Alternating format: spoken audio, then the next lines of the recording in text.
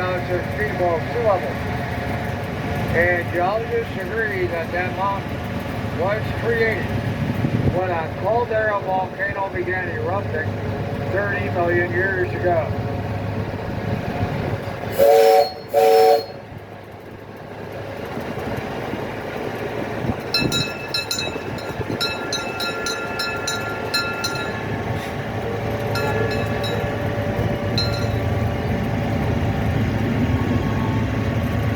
Now today, Superstition Mountain and the mountain range are a federal protected wilderness area that covers 250 square miles. Being designated a wilderness means no motorized vehicles, no mechanical or electronic equipment, and no prospecting or mining of any kind allowed within the wilderness boundaries. You folks hear me okay back there? Thank you. Now coming up on the left side here, we have some cactus growing between the tracks and the town, and I'll explain a few of those for you. First, the tall ones. That's a giant saguaro. They only grow in the Sonoran Desert. They can live up to 250 years, and they are between 50 to 100 years old when they begin growing their first arm. And we have cholla. The taller ones are chain fruit cholla, and the short ones right here by the tracks are called staghorn. We have some buckhorn there in the middle, and a couple of the prickly pear. And chain fruit cholla is also known as a jumping cactus out here.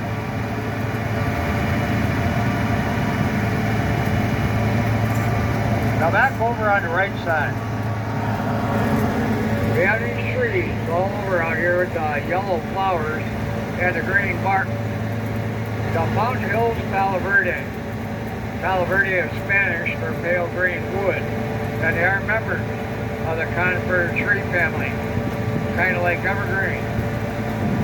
But they don't have much leaves, so they've stored that chlorophyll at the trunk of the tree, turning the bark green.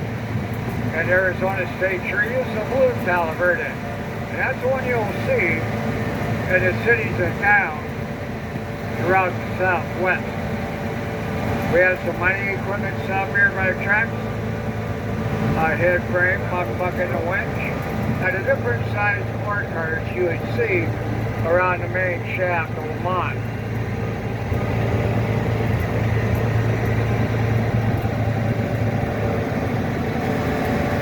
And coming up on the right side here, there are a couple other trees that I'll point out for you that are very common out here. The first one right by the tracks is a mesquite tree, and they produce a bean that can be ground up in a flour and used for baking. The second tree was silver mark inside the fence or a few yards with a desert ironwood.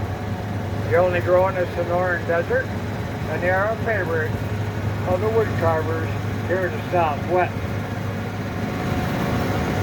And we have the old Lost gold mine at the bottom of the hill there.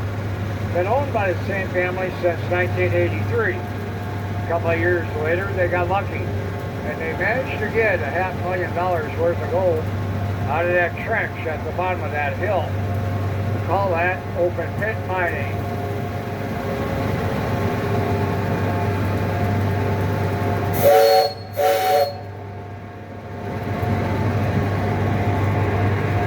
And a few yards down the hill there, between the concrete barriers, we have some more mining equipment. A couple old boilers set up, similar to the ones that they used out here between 1920 and 1926 to operate the mining equipment over there at the Mammoth Mine on the other side of that pile of tailings there, when they were attempting to get more gold out of it.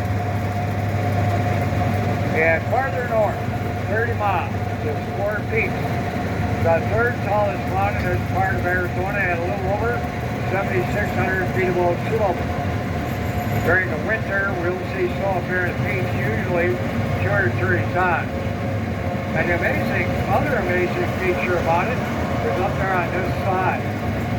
They train peaks number 3 and 4 at 7,200 feet. There's the entrance, to North America's only commercially owned and operating amethyst mine. It does produce some of the finest in the world today. We have an old air shaft back there on the right. A few more gold mines farther out there in the desert. Now that old air shaft and a yellow building to the north there belongs to the Mammoth Gold Mine plant. Back in the 1890s, the Mammoth was the largest and richest mine here in the Goldfield mining district. It is also the deepest gold mine here in the valley. The main shaft is 1,058 feet to the bottom. Now they began discovering the gold out there during the 1880s. It was partners from Mesa, Higgs and Morton, filing the first claim. And they had all this gold to themselves out here for a while. There were still some Apache in the area, and Higgs and Morton were the only men brave enough at the time to come out here to the valley and risk their lives to grab some of that gold. Now it's very early 1890s. It finally became safe enough for other folks to come out and find their own gold mine. A few of them hoping that they'd be the one to discover the Lost Dutchman mine and make a fortune. Before we move on,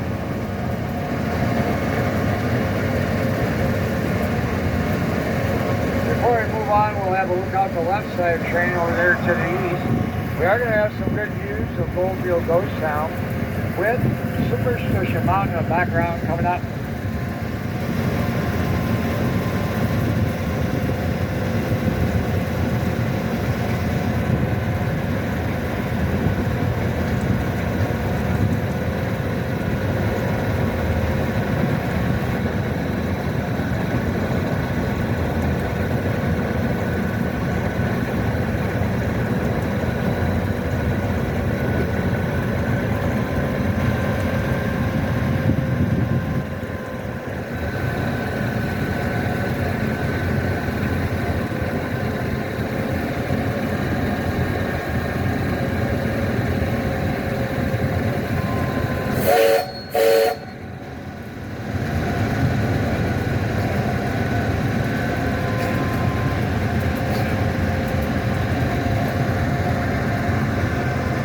One day back in 1891, when Higgs happened to be out here hunting, he got a couple of 100 yards back upstream in the vicinity of a mammoth gold mine sitting back there in the wall, and came across the mammoth gold that was partially exposed from flash flooding.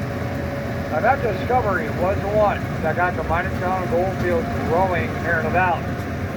A few days after Higgs found the vein, a couple of local newspaper headlines stated they just discovered a very large, very rich body of gold ore in the Goldfield mining district west of Superstition Mountain.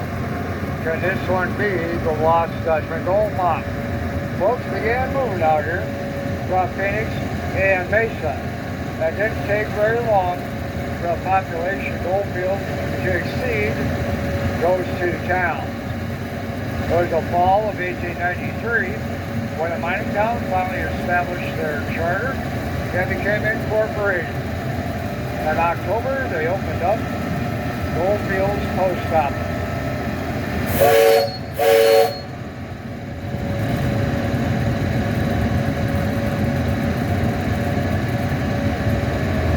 And a couple of years later, during the peak of the gold mining out here in 1895, Goldfield had 30 businesses and around 40 buildings. There were an estimated 1,500 residents all over the valley. 500 of them were gold miners and their families living out here among the hills in canvas wall tents. And there were a dozen gold mines operating out here then. And 3 of those, the Black Queen, the Bulldog, and the Mammoth, were large enough and significant enough that we're still talking about them today. Now going back to the 1880s when it was getting started out here, as the word was spreading throughout the Southwest, that they have found gold here in the western superstition. Paul and Sullivan, a mining company from Denver. Read the stories about that gold being discovered down here. Came to Arizona in 1886 and they started buying claim. And offered Hicks and Morris $20,000 for theirs. And they accepted the mining company's offer. Out of a handful of claims that Hall and Sullivan did end up with, two of them did pretty well. The first one was the Black Queen. Between 1887 and 1891, that mine produced $500,000 in gold. And this back when it was worth $20 an ounce. The other claim that did well was a Mammoth gold mine. That vein of gold that Hicks discovered did lead to the largest and richest body of gold ore that was ever found out here. The Mormon Stoke. And for nearly 2 years, the first several hundred feet of it was producing an incredible 300 ounces of gold per ton. There was a 20-stamp mill somewhere there at Mammoth Mine processing the ore.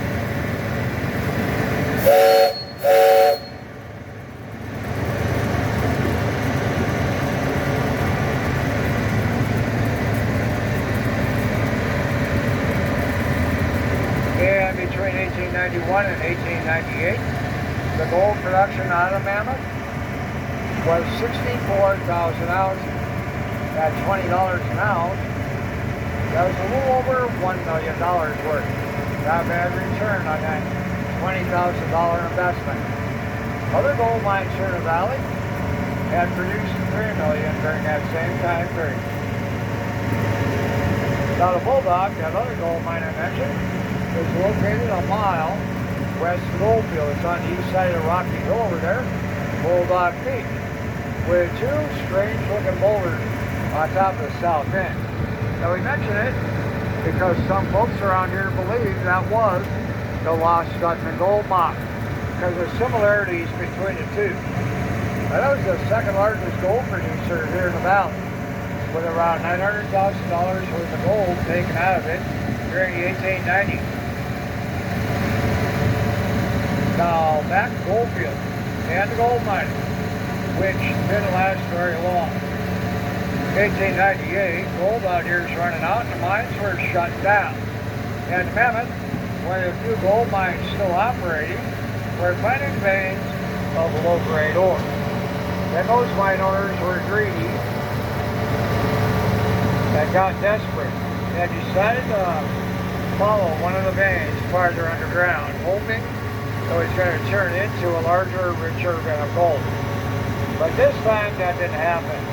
Their luck finally ran out, and what they got was groundwater.